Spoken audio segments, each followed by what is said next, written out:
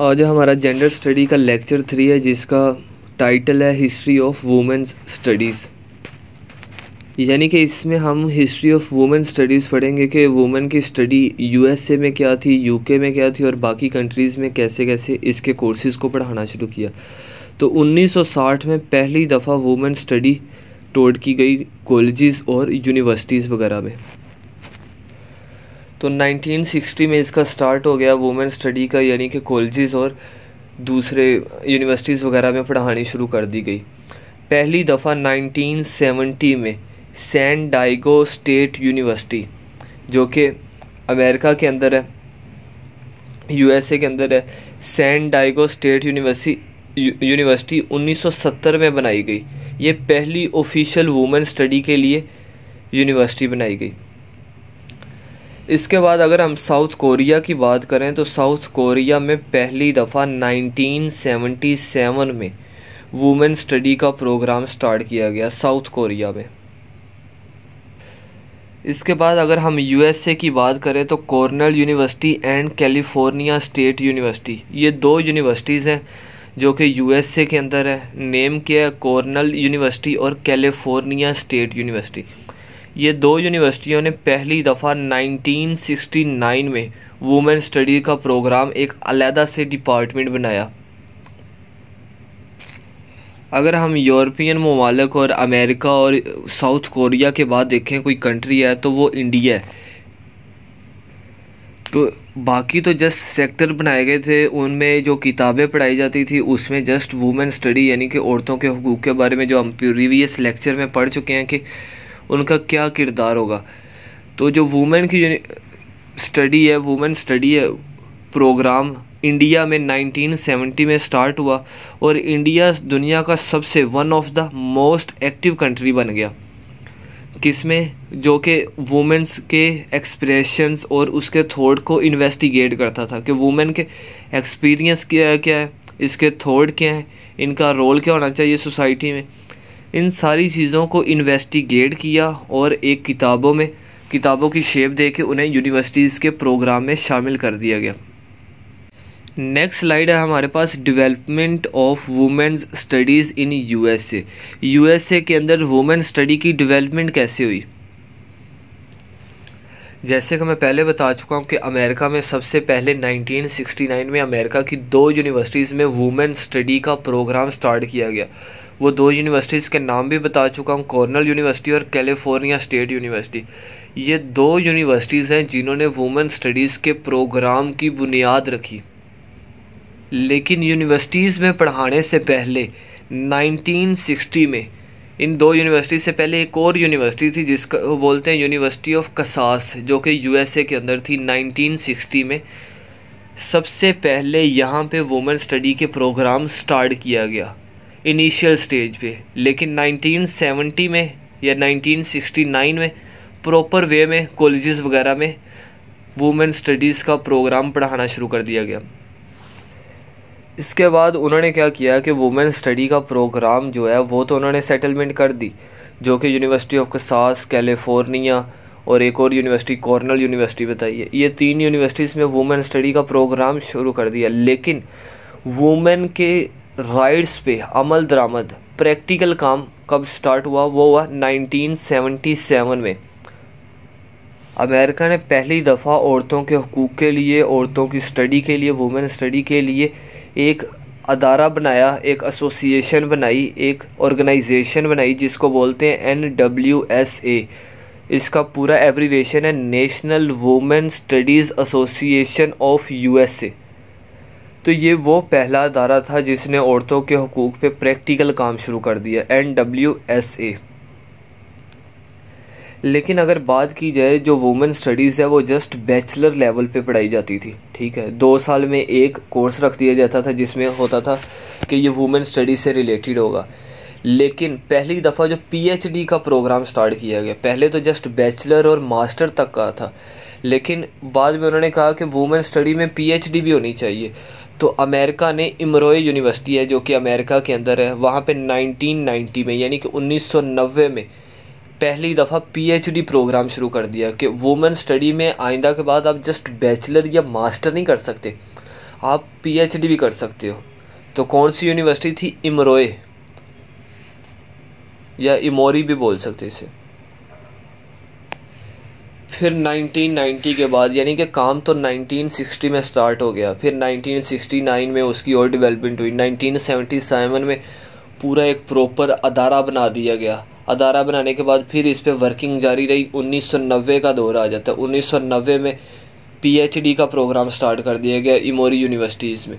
उसके बाद अगर 2012 की बात करें तो 2012 तक अमेरिका में तकरीबन 16 इंस्टीट्यूशन थे, यानी कि 16 अदारे थे जो कि पीएचडी करवाते थे। और इस वक्त तकरीबन 50 के करीब अदारे हैं। 2012 की बात करें तो कितने अदारे थे? 16 अदारे थे। लेकिन 2020 की बात करें तो 50 प्लस अदारे ऐसे हैं, 50 प्लस इंस्टीट्यूशन ऐसे हैं जो कि वुमेन स्टडीज़ में पीएचडी करवाते हैं। ये तो हमने वुमेन स्टडीज़ की जो डेवलपमेंट हो रही थी अमेरिका के अंदर वो बताया मैंने आपको। यहाँ पे अगर एक कोटेशन दे दी जाए तो बड़ा अच्छा सा बन जाएगा। When we speak of evolution of women's studies it is important to emphasise that this is multifaceted process. कहते हैं कि जब हम औरतों की यानी कि वुमेन स्टडी में एवोल्यूशन की बात करें तो ये चीज़ की बहुत ज़्यादा अहमियत हो जाती है कि ये एक मल्टीफेसेटेड प्रोसेस है। ये एक सिंगल प्रोसेस नहीं है, ये क्या मल्टी प्रोसेस है, मल्टीफेसेटेड प्रोसेस है। मल्टीफेसेटेड का मतलब कि यानी कि ये एक सिंगल वर्क में नहीं होगा, यानी कि एक यूनिवर्सिटी में काम शुरू किया तो औरतों के हकूक़ के जो बातचीत है वो मुकम्मल हो जाएगी। मल्टीफेसेटेड यानी कि हमें डिफरेंट लेवल्स पे जाके वुमेन स्टडीज़ पे काम करना पड़ेगा।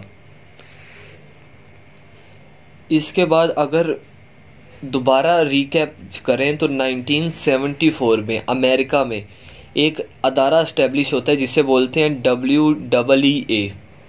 तो उसको बोलते हैं वुमेन्स एजुकेशनल इक्विटी एक्ट, यानी कि वुमेन एजुकेशनल इक्विटी एक्ट 1974 में बनता है, जो कि औरतों और मर्दों का उसमें यही लिखा होता है। उसका जो मकसद होता है, जो पर्पज़ होता है, जो एक्ट होता है उसमें यही होता है कि मैन एंड वुमेन दोनों बराबर हैं, इक्विटी हैं। वो जॉब पे हो, बिजनेस पे हो या घर पे हो, यानी कि किसी भी लेवल पे देखा जाए, होम लेवल पे देखा जाए, बिजनेस लेवल पे देखा जाए, जॉब लेवल पे देखा जाए तो दोनों इक्विटी है, दोनों बराबर है। तो 1974 में एक अदारा बनता है अमेरिका के अंदर जिसको बोलते हैं WEEA। प्रॉपर एब्रीवेशन इसका वुमेन्स एजुकेशनल इक्विटी एक्ट।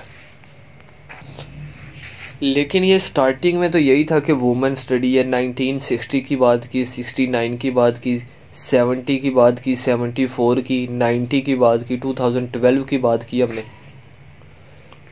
लेकिन जैसे ही 2012 के बाद देखे तो वुमेन स्टडी को उन्होंने चेंज कर दिया किसके साथ? जेंडर स्टडी के साथ, जो कि बहुत ही अच्छा अमल है। क्योंकि जब उनके मुताबिक ये कहना था कि जस्ट औरतों की स्टडी के बारे में बात ना करो, वुमेन स्टडी के बारे में बात ना करो, बल्कि जेंडर स्टडी की बात करो। क्यों? क्योंकि जेंडर में तीनों आ जाते हैं, कलेक्टिव टर्म है, मैन, वुमेन और न्यूट्रल, यानी कि जस्ट औरतों के हकूक़ की बात ना की जाए बल्कि तीनों के हकूक़ की बात की जाए। तो अगर 2012 के बाद देखें तो वुमेन स्टडी किस में टर्न हो गई? पहले पढ़ाई जाती थी वुमेन स्टडी में बैचलर या मास्टर या आपको पीएचडी करवाई जाती थी, लेकिन 2012 के बाद उन्होंने कहा वुमेन स्टडी को ख़त्म कर दो और इसको चेंज कर दो जेंडर स्टडी में। तो ये सबसे बड़ा यही था कि सबसे बड़ा आर्गूमेंट क्या था कि वुमेन स्टडी को ख़त्म कर दिया जाए और इसको जेंडर स्टडी में चेंज कर दिया। ये तो इस यानी कि सबसे बड़ा आर्गूमेंट यही दिया जाता था, दलील यही दी जाती थी कि उसमें जस्ट वुमेन की स्टडी की जाती थी, इसमें मैन, वुमेन और LGBT यानी कि तीनों के हकूक़ की बात की जाती है। किया गया कि यानी कि अगर वुमेन स्टडी की जगह हम जेंडर स्टडी बात करेंगे तो तीनों के हकूक़ की बात हो जाएगी।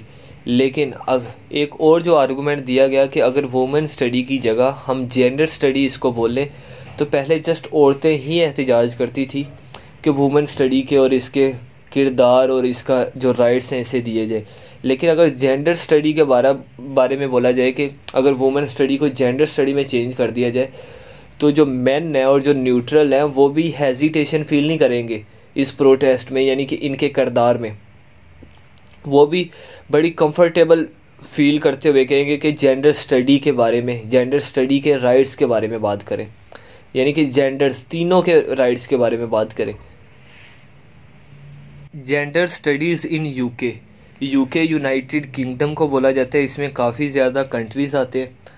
यानी कि जो जेंडर स्टडी की जो स्टडी है वो यूके में कब स्टार्ट हुई, पहले हमने पढ़ लिया इंडिया में, अमेरिका में, साउथ कोरिया में।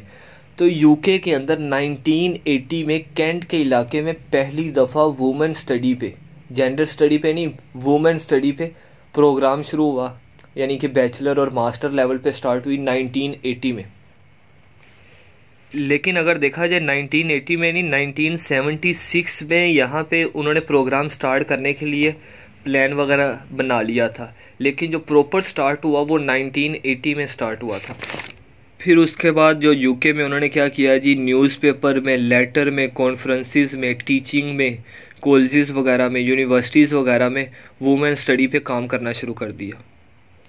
फिर देखते ही देखते इसमें डेवलपमेंट होती रही और जो वुमेन स्टडी है वो बाद में वुमेन एम्पावरमेंट बन गई, कि वुमेन की ताकत बन गई। तो ये था आज का हमारा लेक्चर, जो कि जेंडर स्टडी की हिस्ट्री थी। हिस्ट्री के बारे में सबसे जो बेस्ट ऑप्शन है वो हम यूएसए से स्टार्ट करते हैं, फिर साउथ कोरिया, फिर इंडिया और यूके। इन कंट्रीज से स्टार्ट होते होते फिर 2014 में पाकिस्तान में पहली दफ़ा रावलपिंडी में स्टार्ट हुई है, ये कोर्स स्टार्ट हुआ जेंडर स्टडी पे। ये वुमेन स्टडी पे नहीं, डायरेक्ट जेंडर स्टडी पे हुआ। लेकिन आज के दौर में देखा जाए तो जो जेंडर स्टडी है ये किस में टर्न हो चुकी है, फेमिनिज्म में। तो इन लेक्चर्स को हम कि पाकिस्तान में जेंडर स्टडी कब स्टार्ट हुई और इसकी क्या तारीख है, इसकी हिस्ट्री क्या है, सारा कुछ हम पढ़ेंगे नेक्स्ट लेक्चर में। तब तक के लिए अल्लाह हाफिज़।